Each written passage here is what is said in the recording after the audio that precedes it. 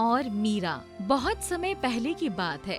एक छोटे से गांव में एक विधवा महिला अपनी बेटी मीरा के साथ रहती थी।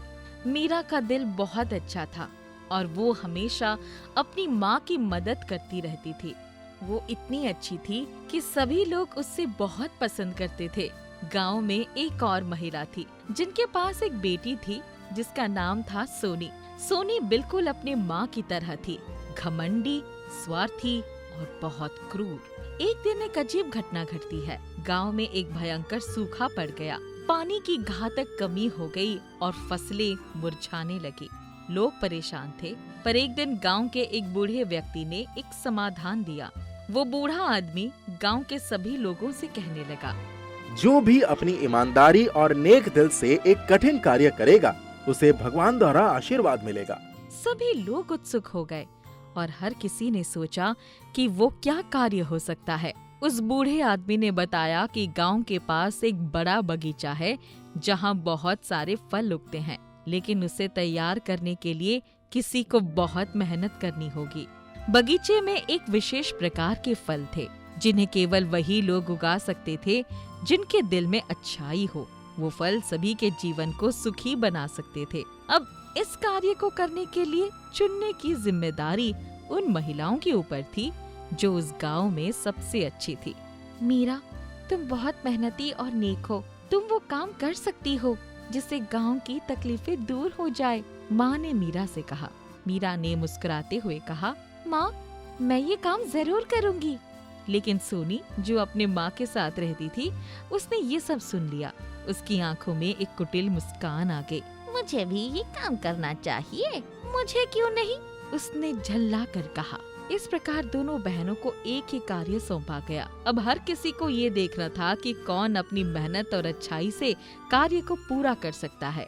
सोनी ने सोचा, मैं ये काम सिर्फ अपने फायदे के लिए करूँगी। वो कुछ दिन तो काम में लगी रही, लेकिन उसने गांव वालों से छिपकर अपनी चालाकियों को जारी रखा। वो बगीचे से फल चुराने लगी और अपनी माँ को दिखाने के लिए उसे ले जाती थी ताकि वे दोनों लोग धन कमा सके। वहीं मीरा अपनी माँ के साथ बगीचे में मेहनत से काम कर रही थी। उसने फल न चुराए, न कोई धोखाधड़ी की। हर दिन वो बगीचे में काम करती, फल उगाती और अपने माँ के साथ मिलकर उन्हें भगवान के लिए समर्पित करती। एक दिन गांव के बुजुर्गों ने देखा कि सोनी तो हमेशा बगीचे से जल्दी निकल जाती थी और कभी काम नहीं करती थी। गांव वालों ने जब देखा कि सोनी ने धोखाधड़ी की थी और उसने गलत तरीके से फल चुराए थे, तो उन्होंने उसे सबके सामने सजा देने का निर्णय लिया। गांव के बुजुर्गों ने उसकी ओर देखा और कहा, सोनी, तुमने झूठ और धोखाधड़ी से काम लिया है। तुम्हारी बुराई ने हमें ये सिखाया कि स्वार्थ और चालाकी का कोई अंत नहीं होता।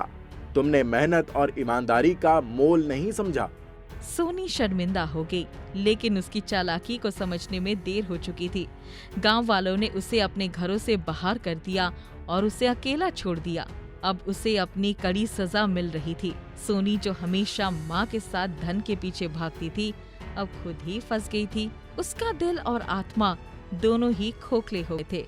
वहीं दूसरी ओर मीरा ने अपनी मेहनत, ईमानदारी और नेक दिल से सारे काम पूरे किए थे। गांव वालों ने उसकी ईमानदारी और कड़ी मेहनत को सराहना कर रहे थे। एक दिन गांव के बुजुर्गों ने उसे अपने पास बुलाया और कहा, मीरा, तुमने जो कड़ी मेहनत की और जिन अच्छे कार्यों के साथ तुमने इस बगीचे को उगाया, वो हमारे लिए एक प्रेरणा है। तुम सचमुच हमारी उम्मीदों पर खरी उतरी हो। मीरा ने सिर झुकाकर सम्मान स्वीकार किया। उसने भगवान को धन्यवाद किया और कहा, मैंने बस वही किया जो मेरी माँ ने मुझे सिखाया था। गांव वालों ने उसकी सराहना की और उसे उपहार दिए। सभी लोग मीरा की ईमानदारी और नेक दिली के बारे में बात कर रहे थे। जब सोनी को गांव से बाहर कर दिया गया तो वो जंगल में अकेली चली गई। उसके पास अब कोई न था और उसने अपनी माँ को भी खो दिया। अब उसे समझ में आया कि जिस तरह उसने अपनी माँ को अपमानित किया और अपनी बहन के साथ बुरा किया, वो सब गलत था। सोनी के दिल में पछतावा था, लेकिन अब बहुत देर हो चुकी थी। वो गांव वालों से माफी नहीं मांग सकती थी क्योंकि वो पहले ही अपनी बुराई का परिणाम भोग चुकी थी। कुछ दिनों बाद वो एक पेड़ के नीचे बैठी थी और अपने बुरे कर्मों के बारे में सोच रही थी। अचानक एक आवाज आई, तुमने जो गलत किया है उसका परिणाम तुम तक पहुंच चुका है, लेकिन तुम अभी अपनी गलती सुधार सकती हो अगर तुम सही रास्ते पर जाओ। सोनी ने सिर उठाया और देखा तो वहाँ एक बूढ़ी महिला खड़ी थी। वो महिला एक साधु जैसी दिख रही थी, जिनके पास ज्ञान और शक्ति थी। क्या तुम सच में मुझे माफ कर सकती हो? साधु महिला मुस्कुराई और बोली, अगर तुम सच्चे मन से पछताती हो तो तुम्हारी बुराई को मिटाया जा सकता है, पर ध्यान रखना ये सिर्फ तुम्हारी मेहनत और अच्छे कर्मों से ही संभव है। सोनी ने साधु महिला से आशीर्वाद लिया और तय किया कि वो अपनी गलती सुधारने के लिए अब सही रास्ते पर चलेगी। वहीं दूसरी ओर मीरा अपने अच्छे कर्मों के कारण पूरी तरह से संतुष्ट थी। वो जानती थी कि उसने सही किया है और गांव वाले अब उसे एक आदर्श मानते थे। उसकी माँ भी खुश थी कि उसकी बेटी ने अच्छे कर्मों के लिए और गांव के लोगों की मदद की। कई साल मीरा ने एक सुंदर घर बनाया और उसमें अपने परिवार के साथ खुशहाल जीवन बिताने लगी। वो न केवल अपनी माँ के साथ बल्कि गांव के अन्य लोगों के लिए भी एक प्रेरणा बन गई। उसकी कहानी ने सबको ये सिखाया कि अच्छाई और ईमानदारी से ही जीवन में सच्चा सुख मिलता है।